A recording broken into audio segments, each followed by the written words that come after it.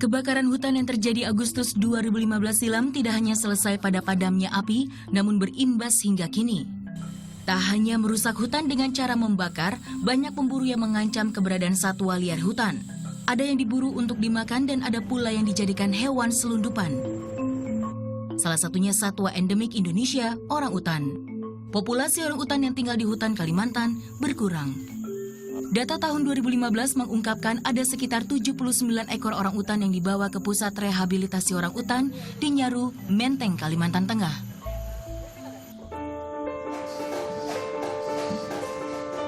Sejak tahun 2012, pusat rehabilitasi Nyaru Menteng juga berhasil melepas liarkan 167 orangutan ke habitatnya.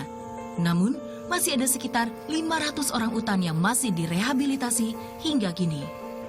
Di bulan April lalu, 4 ekor orangutan dilepas liarkan ke hutan.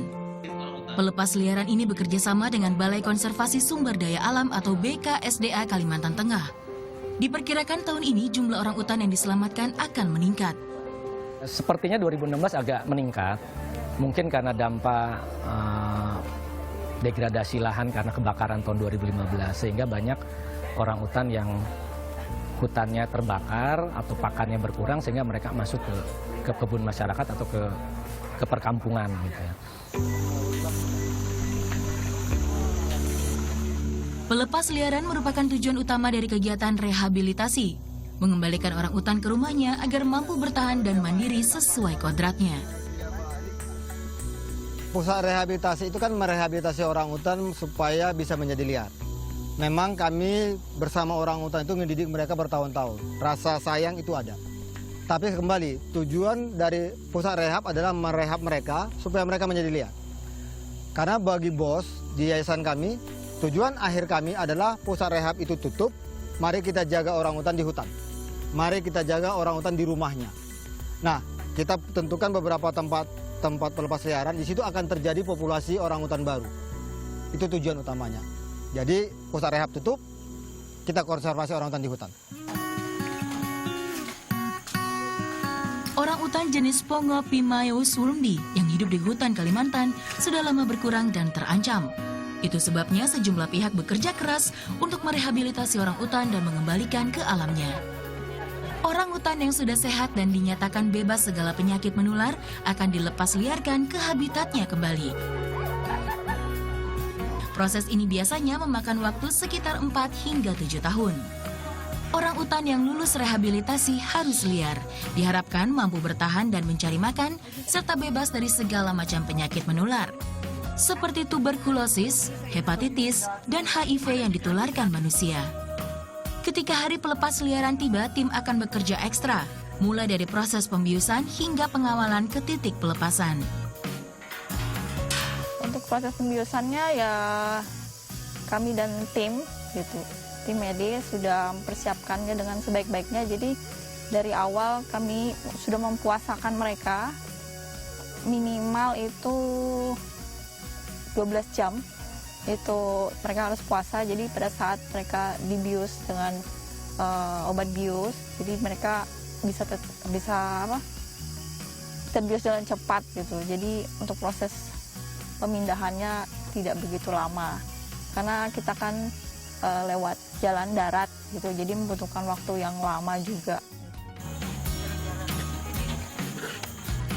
Pelepas liaran orangutan biasanya membutuhkan perjalanan berhari-hari, mengingat habitat asli mereka harus jauh dari pemukiman warga. Kali ini hutan yang akan menjadi tujuan pelepas liaran adalah hutan lindung Bukit Batikap. Waktu yang dibutuhkan sekitar 2 hari serta melewati jalur darat dan sungai. Mengingat hewan tidak boleh berada di perjalanan terlalu lama, maka tim harus mengistirahatkan orangutan di kandang transit, serta memastikan kondisi orangutan tetap sehat. Iya, karena saya sudah dikasih tanggung jawab seperti itu dan mereka udah saya anggap sebagai anak-anak saya. Jadi saya harus memantau kondisi mereka agar mereka memantau apakah mereka stres atau kurang makan, kurang minum. Jadi saya harus ngecek, mungkin dengan saya kasih makan setiap kita berhenti di titik-titik yang kita anggap cukup aman dari manusia. Kita cek kesehatan mereka, kesadaran mereka, kondisi kesehatan mereka dengan kita kasih makan atau minum. Kalau respon mereka baik, Berarti kita anggap itu cukup baik untuk melanjutkan perjalanan gitu. Bagi orang utan yang lulus karantina dan rehabilitasi bisa dilepas liarkan dengan bebas. Namun ada pula orang utan yang tak bisa dikembalikan ke habitat aslinya. Salah satunya Grappy. Ia ditemukan pada Januari lalu dengan luka tembak dan kelopak mata membengkak serta tak bisa dibuka. Kini Grappy tak bisa dikembalikan ke habitat asalnya karena kehilangan kemampuan melihat. Di sejumlah wilayah lain masih banyak Grappy yang mungkin nasibnya jauh lebih buruk.